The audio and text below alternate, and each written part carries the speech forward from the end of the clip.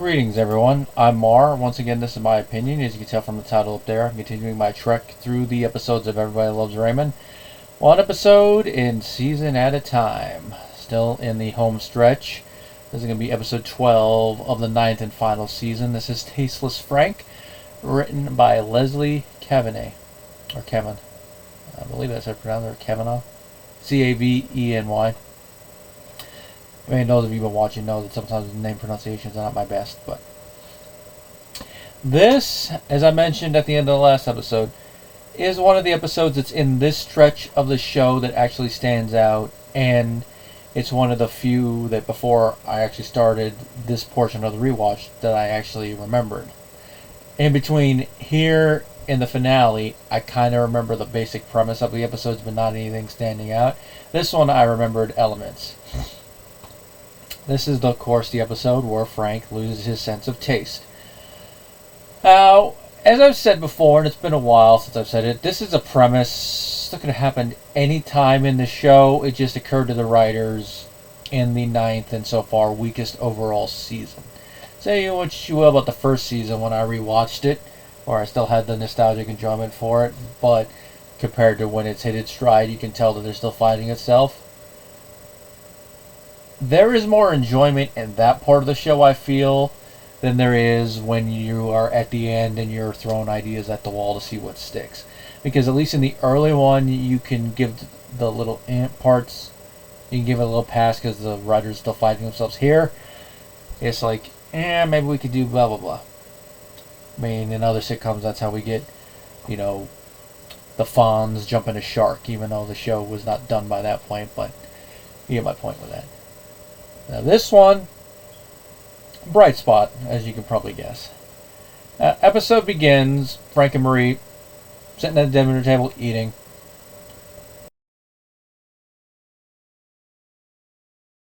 Frank asks Marie to pass the salt, and she gets all offended, like, what did you say? And it goes into a conversation, and he just wants the salt, and Marie's like, after all these years of marriage, you never once asked for salt. And Frank says the combination of words that are the worst that he could have said to his beloved, because he says, this ain't doing it for me. And Marie takes the food away. Frank has a good point when he turns and follows her with his eyes, with her walking away. He's like, pass the salt. The list of things I'm allowed to say is getting shorter. Which it's true. I mean, there's nothing inherently wrong with asking someone to pass the salt. Now, of course, we got to add a little asterisk there that Marie is the type of person you don't want to say that to, because she thinks that how she cooks the food is the be-all, end-all, and with how she made it, it's perfect, that is. Now, there could be an argument for that, but everyone's taste is different. I mean, there's a whole reason that one phrase that people misquote all the time is the customer is always right in matters of taste. I mean, you could be in a taste that no one else in their right mind would have, or that would rarely pop up, but it is your taste. If you want the salt on the food, you can have the salt on the food. I mean, it's just like in a steakhouse. I mean, if you want to get it cooked all the way to where it's basically just cardboard and then throw steak sauce on it, you can. Or if you just want to basically grill, turn, and then put steak sauce on it, you can, because that's your taste. Here, Frank wants the salt. Now, it's a little different in this context, because it's not because of the fact that hates his taste and he wants the salt. It's because he cannot taste it all. Now, he is not saying why. He's trying to pass it off as just himself getting older, and of course this is putting Marie into an existential crisis, because as she puts at one point in the episode, later on when Frank actually comes clean to everybody that he has no sense of taste, it's because he's Rembrandt, she's Rembrandt, and he's blind. Which I guess is a good analogy for her, because even though she likes cooking for everyone else, Frank is the one she cooks for all the time. And if her main person that she does her culinary art for cannot appreciate it, why bother? Now, before Frank admits to everyone that he cannot taste, there's a little scene where him and the boys are all watching TV in the living room at the house, and the whole thing about not being able to taste is brought up, and the reason why is brought up. It's not just because he's getting older like he tries to pass it off. It's because of some herbal pills that he got from his buddies that he's been taking. Now, they could have probably come out and said what they were for right off the bat. But like with a certain Halloween episode from season 3, it's funnier if you skirt around the issue with euphemisms, at least on network TV. Now you might be able to get away with it a bit more. Definitely on a channel like HBO, you'll be able to get away with it a bit more and actually say outright what they're for. It'll still be funny. But it's one of those things that sometimes coming up with euphemism is funnier. Like in that one, it was things. Then, of course, later on when they brought them up, they actually said what they were, condoms. Here, though, skirting around the issue is interesting. Now, he says that the pills are for his foot. And then, of course, once the boys look at the pills, their reactions tell you what the foot euphemism is for. But, of course, since I do not have to worry about that on here, I'm going to just come out and say it. They are pills for erectile dysfunction. Now, he says herbal pills, so this strikes me as one of those ones that you go into one of those side shops and get them and be like, oh, it's guaranteed to help with blood flow and all that, or money back. One of those weird ones. Now, the actual ones, the name brands like Cialis, Viagra. The time this episode came out, I know Viagra was around, but I believe that was when it was still at its most expensive. I don't remember if Cialis and the other ones were around at this time. I don't believe they were, or if they were in the initial testing stages. I didn't go in and look up when they came out. I probably should have, but I just remember the Viagra was around. Now, since these are herbal ones, they're probably not going to work to the same extent if they work at all. But of course, just like with any type of medication, you got to look at the side effects, and apparently Frank didn't, because as he puts it, when the boys bring it up, my eyes are almost as bad as my foot.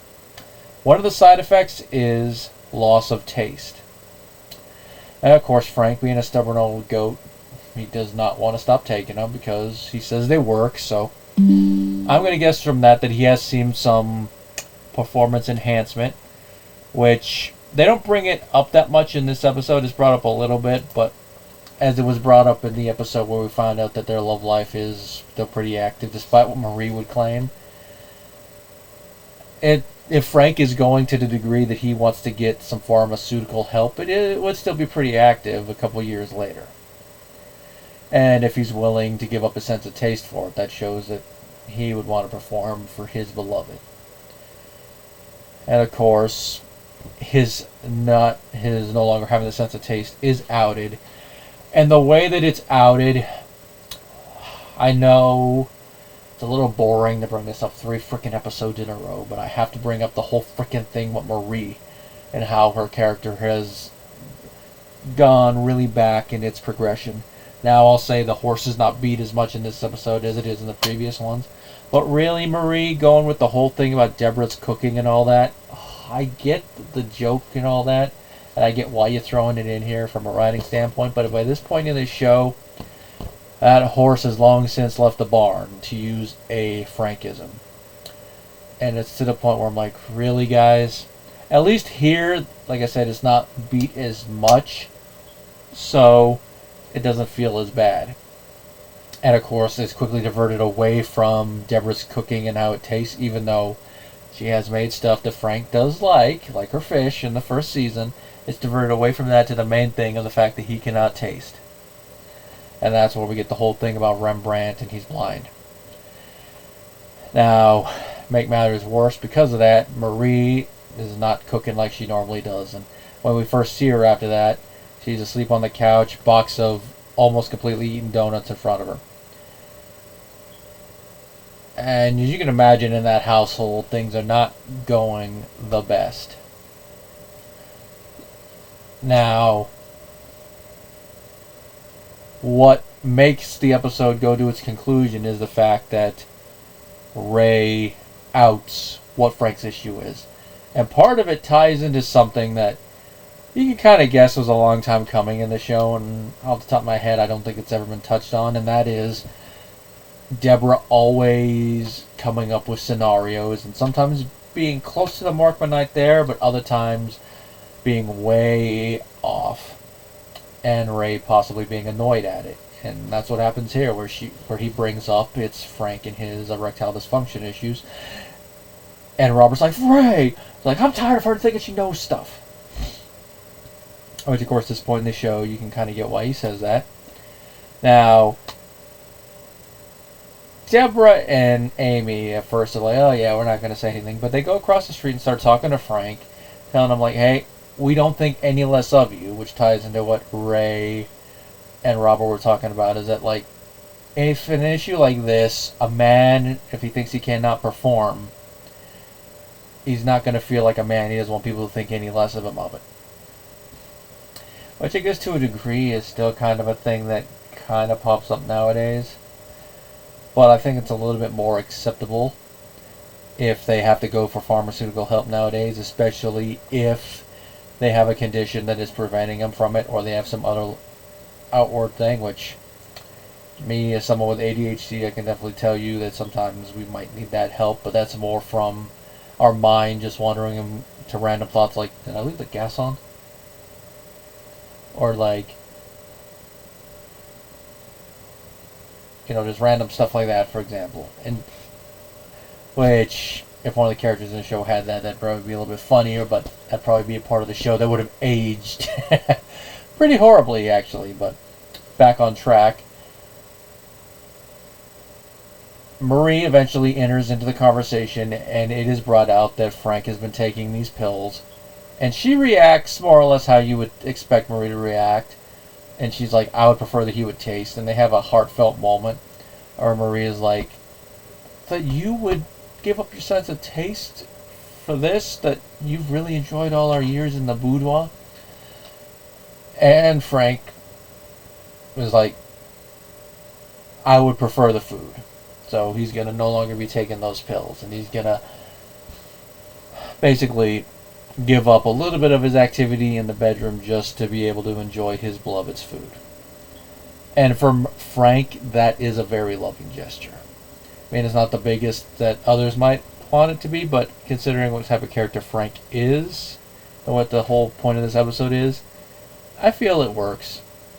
There's not really much else to go into this episode. That's really all the notes on it, and of course the whole thing with Frank and its nice little moment. And other than the little one thing I mentioned about Marie, it all adds up to a fun episode. And if you were to just go show someone the Cliff Notes version of this season, this is definitely one of the ones to show. So far, I'd definitely say this one is going to make that VHS list that I've been talking about, which, as of the time I'm recording this episode, I have not actually gotten around to physically making the list. But it is coming up pretty soon. Now, the next couple episodes are ones that I just remember the concept of. The next one is going to be interesting because, if I remember right, it's going to be about Ray finding Amy a little annoying. Which should be interesting to see how he leads to that point, because even though they've had a couple conversations throughout this whole show, I don't think they've had like an in-depth one-on-one one. It's mainly been group ones. So, that'll be next time, everybody.